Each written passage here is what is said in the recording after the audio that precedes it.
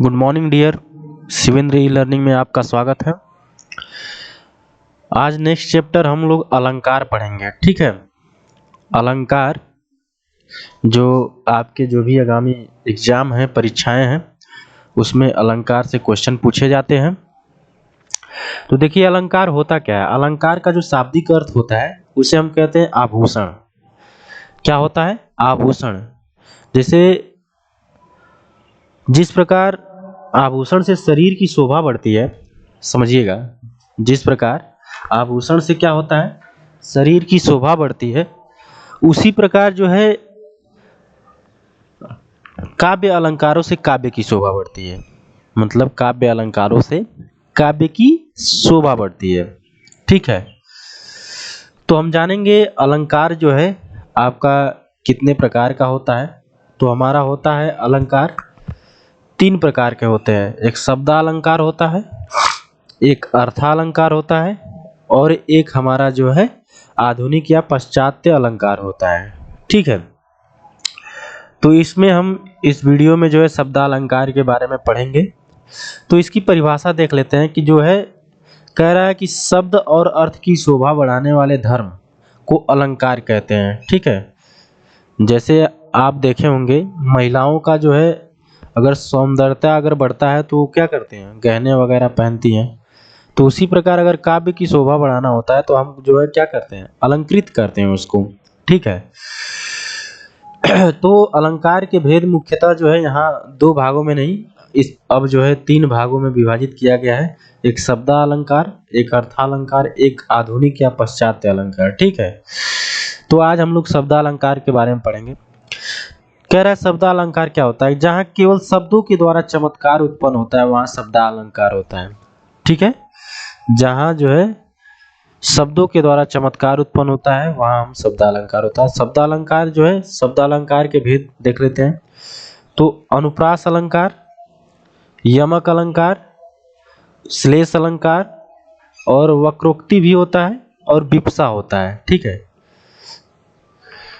तो अनुप्रास देख लेते हैं। अनुप्रास अलंकार क्या होता है। अनुप्रास अलंकार में भी कई भेद हैं।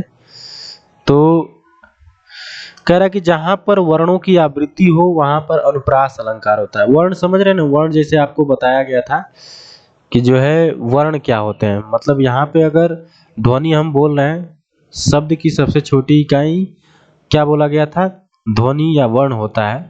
तो जैसे अ है, यहाँ पर वर्ण हो गया, ल वर्ण हो गया, मुदित में म वर्ण हो गया, द वर्ण हो गया। ठीक है, तो जहां पर वर्णों की आवृत्ति होती है वहां पर हमारा क्या होता है, अनुप्रास अलंकार होता है।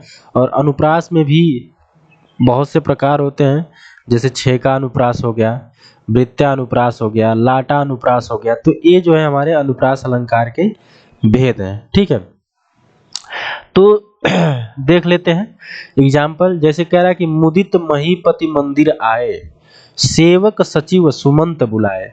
तो यहाँ पर आप देख रहे हैं कि म वर्ण का जो है आवृत्ति बार बार हो रहा है। यहाँ पर भी म है, यहाँ पर भी म है, यहाँ पर भी म है, यहाँ पर स देख रहे होंगे, स स स। तो ये जो है हमारे क्या है, वर्णों की आवृत्ति हो रही है। ठीक है, जहां पर वर्णों की आवृत्ति होगी वहां पर क्या है, हमारा अनुप्रास अलंकार होगा। अब देखते हैं छेका अनुप्रास। अनुप्रास अलंकार के भी कई भेद होते हैं। तो पहला हमारा है छेका अनुप्रास। कह रहा है कि जहां अनेक व्यंजनों की एक बार स्वरूपतः व क्रमतः आवृत्ति होती है। मतलब जहां स्वरूप और क्रम से अनेक व्यंजनों की आवृत्ति एक बार हो वहां छेका अनुप्रास होता है। ठीक है, यहाँ पर आप देखेंगे कह रहा है, एग्जाम्पल देखते हैं कि बंदौ गुरुपद पद्म परागा, सुरचि सुबास सरस अनुरागा। तो यहाँ पर आप देख रहे होंगे बंदौ गुरुपद में प, यहाँ पर पी प, और यहाँ पर प जो है, और इसी तरह सुरुचि सुबास सरस अनुरागा में स स स वर्णों की जो है आपकी सु वर्णों की जो है आपकी यहाँ आवृत्ति हो रही है। तो ये हमारे क्या हो जाएंगे, छे का अनुप्रास हो जाएगा। क्या हो जाएगा, छे का अनुप्रास हो जाएगा।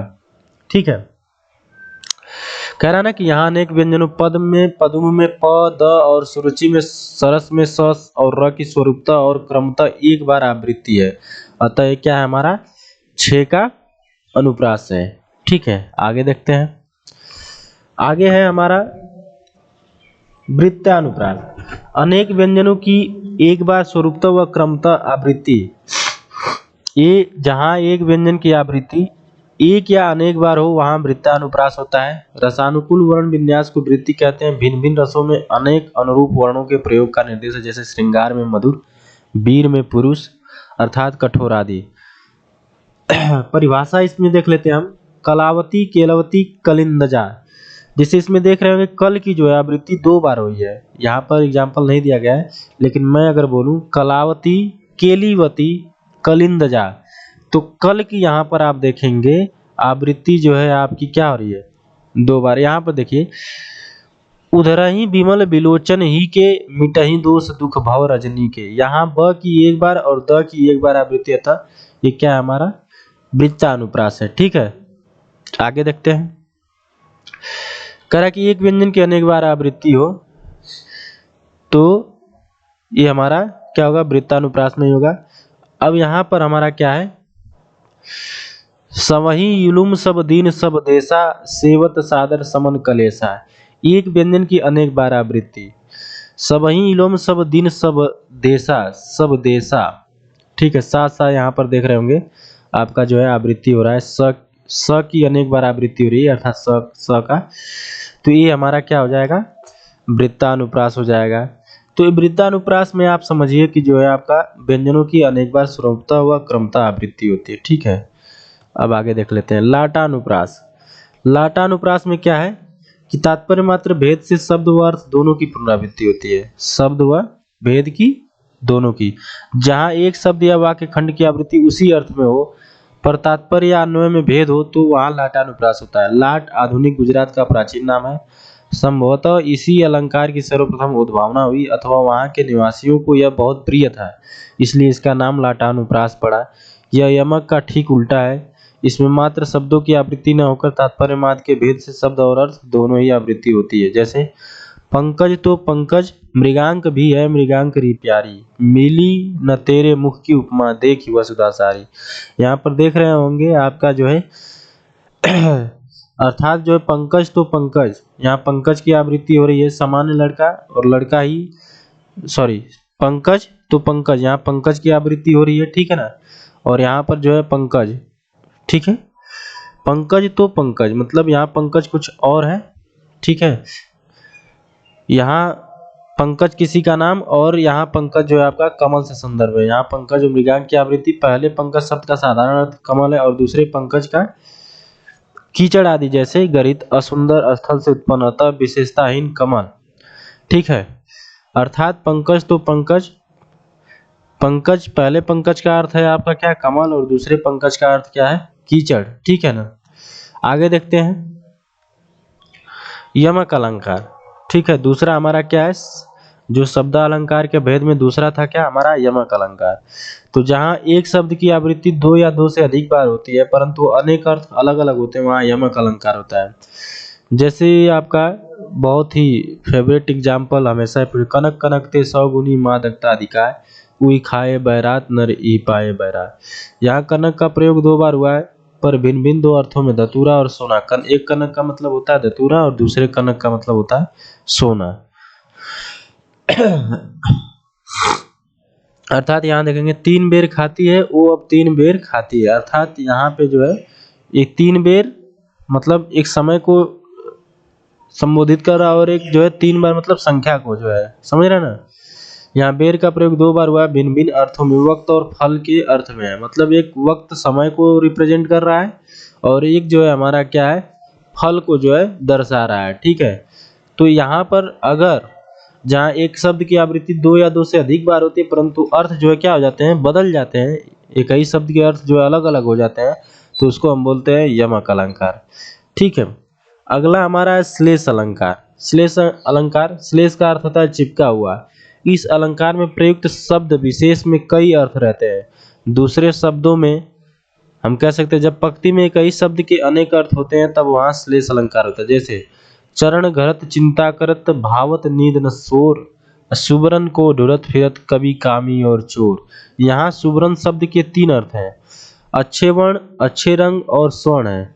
ठीक है, वैसे ही रहमन पानी राखिए बिन पानी सब सुन, पानी गए न उबरे मोती मानस चून। यहाँ पानी शब्द के 3 अर्थ है। चमक, एक पानी शब्द का अर्थ होता है प्रतिष्ठा, और एक पानी शब्द का अर्थ होता है जल। ठीक है, तो श्लेष अलंकार जो है 2 प्रकार के होते हैं, शब्द श्लेष और अर्थ श्लेष होता है। ठीक है, शब्द श्लेष और अर्थ श्लेष। शब्द श्लेष में क्या है, शब्द श्लेष में एक शब्द के कई अर्थ होते हैं। यदि उसके स्थान पर उसका पर्यायवाचक दूसरा शब्द रख दिया जाए तो श्लेष नहीं रहता है। जैसे जो रहीम गति दीप कै कुल कुपत कै सोई, बारे उजियारी करे बढ़े अंधेरा होई। यहाँ बारे लड़कपन में जलाने पर, बारे में लड़कपन में जलाने पर और बढ़े बड़ा होने पर बुझ जाने पर के कारण सुंदर शब्द श्लेष है। अर्थ श्लेष देखिए, अर्थ श्लेष में शब्द का एक ही अर्थ होता है। अर्थ श्लेष में शब्द का एक ही अर्थ होता है जो 2 या अधिक पक्षों में लागू होता है, और उनके पर्यायवाचक शब्दों से प्रयुक्त होने पर भी ये अर्थ बने रहते हैं। जैसे रावण शीर सरोज बनचारी, चल रघुवीर सिलमुखधारी। सिलमुख का यहाँ बाढ़ तथा भौरा, यहाँ सिलमुख जो है शब्द के उपयुक्त 2 अर्थ होने के कारण ही चमत्कार उत्पन्न हुए हैं। ठीक है, तो ये वीडियो अगर पसंद आए तो इसे लाइक और सब्सक्राइब करें चैनल को, और ज़्यादा से ज़्यादा लोगों तक जो है इस वीडियो को पहुँचाएं। ठीक है, जय हिंद।